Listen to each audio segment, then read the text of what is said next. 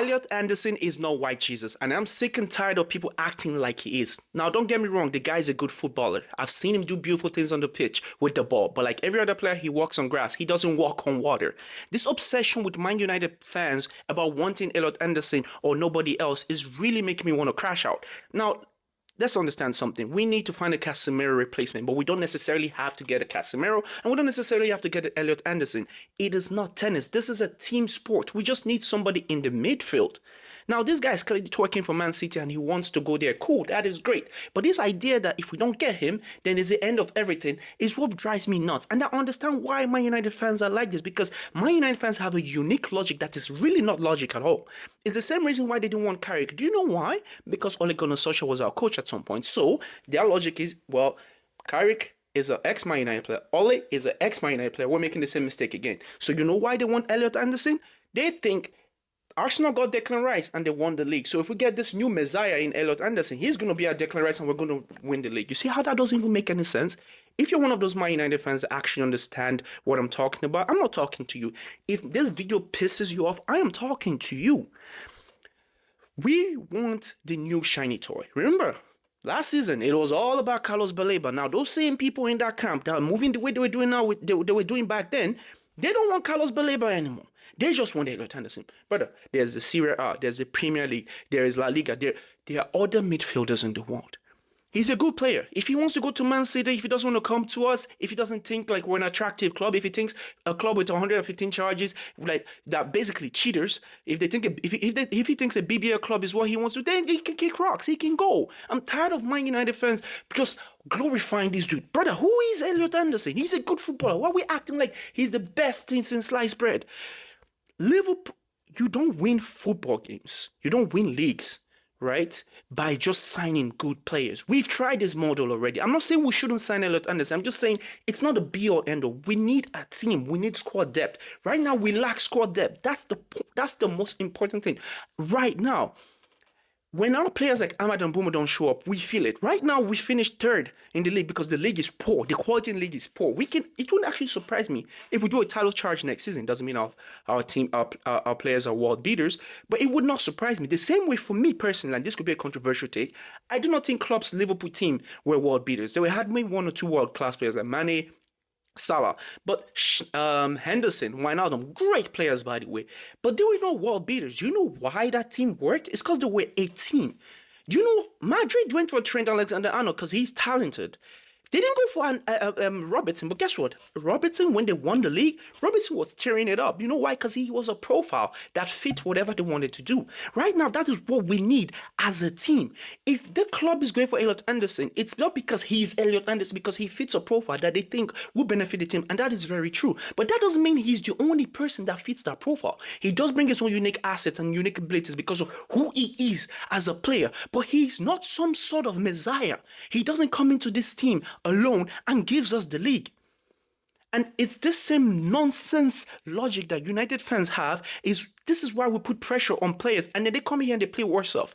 At some point, right, people might have forgotten this, but you know Schneiderlin played for us at some point, right? When we got him, I think it's from Southampton, there was the same hype around it. People would talk about players, build them up and everything. Cunha, before he came to United, people were building him up. Granted, I personally like Cunha. I think he's done pretty well. Not as well as he did in Wolves, and he's definitely underperformed in terms of how highly rated the kind of hype that was built around him. But he's done really well, by my opinion, by my standards. But I bet you the many United fans who hyped him up, and then as soon as he came to United, already started slating. Sesko was another one. This is the thing with us. We can't just buy success. We have to build it. Rome wasn't built in a day. Granted, right now, we are Manchester United. We need to carry ourselves as a club like that. Right now, we're sugar daddies in the transfer market. Anybody that wants to come and buy, anytime Man United goes for a player, all of a sudden, the price just goes up. Like, the Strait of Hormuz is causing some sort of inflation on players as well. I don't understand what the correlation is, but that is how it honestly feels. Every fan would want to make it seem like, oh, this player, if we don't get this player, we're not a serious club. If we don't get this player, we don't do this. We have to do this, we have to do that, we have to do that. We have to build a team. You want to spend 100 million, you want to spend 150 million on Elliot Anderson. Okay, cool. What about Luke Shaw? He's still going to be here. What exactly is feasible with FMP and everything? Now, people are going to say, oh, Ineos, or whatever. Listen, Only billionaires can own clubs. Your brokers can own a club. I can own a club. You are one gas tank refill away from going bankrupt, okay? Life right now is tough. None of us can own Manchester United. And I've never seen a billionaire that I can be like, oh, this person is pure and innocent. Or they don't get to be billionaires by not thinking about money. All right? That's not how it works. They have to think about profit, they have to think about money. It's just the way the world works. Now, we got these billionaires that are actually trying to do something with the football. Now, whether they're successful or not, it is yet to see. But it is clear that these guys are trying to do something. And if you get rid of them, you're just going to get another set of billionaires. And you're going to complain as well. So long as we don't win the league, we're going to complain. There's not a single owner, a Premier League club owner right now, that has like a clean slate. All right? There's the whole Man City fiasco. I'm sure if Arsenal, when you dig deep, the owners probably have their own thing. As long as you're billionaires, you're going to be shady. So when the club is being hesitant to spend a certain amount of money for a player, that doesn't mean you lose your mind. Remember, we used to do this. We used to sign these marquee players. We signed Zlatan, we signed Falcao, we signed Pogba, we signed Di Maria, we can do this. The player, and you guys will complain. If Elliot Anderson comes in right now, right, and the next thing he plays like trash, you guys are going to be like, oh, we spend money, but we don't spend money well. The whole idea of trying to make sure we're not spending a certain amount is to be safe. Because no matter how good the player is, when they come to Man United, there's a Man United tax, okay? It's almost like Man United adds like ankle bracelets or something. What if their speed is 99, they come to United, you subtract 20. Their speed goes down to 70. Mbumo used to run like the Flash. Now he runs like he has a parachute behind his back. That pace is gone. Where? Now, I like Mbuma as a player, but that's the point I'm trying to make. There's something about playing at Old Trafford, playing with the red jersey, that just changes things. So this whole obsession with Elliot Anderson from different platforms, for me, is just like, I'm just sick and tired of it. If he signs for Man City, good luck, right? I don't know why Pep Guardiola is not there anymore. They're going to be going to court soon. I don't get that. And if a player doesn't want to play for a club like Manchester United, that player probably doesn't even understand the ethos around Manchester United, doesn't understand what we are. Listen, we've been trash. And by trash, I mean by United standards. We've been trash for 13 years, right? By other club standards, like the smaller clubs, we've won the Europa League, we've won the FA Cup in that time, we've won things in that time. But as a club of our stature and our history, we need to win the Premier League and the UCL. And guess what?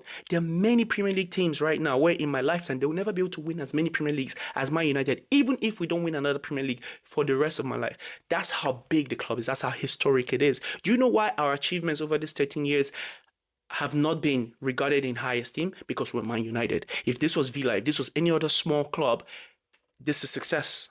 This past 13 years has been successful because we've won Europe, we've won things. But because we're Man United, that doesn't cut it.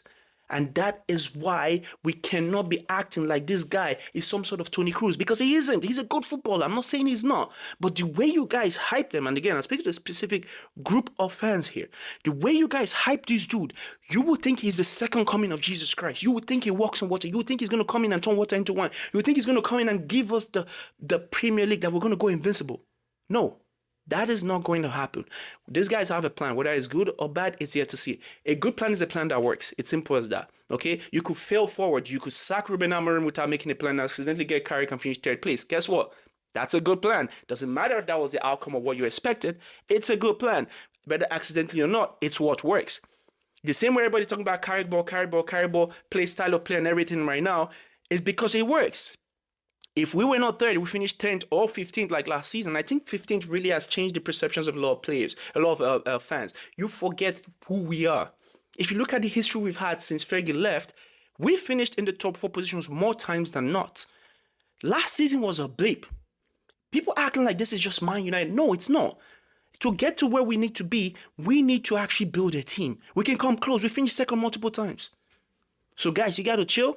Elliot Anderson is not the second coming of Jesus Christ. All right? We just need a midfielder. We just need squad depth.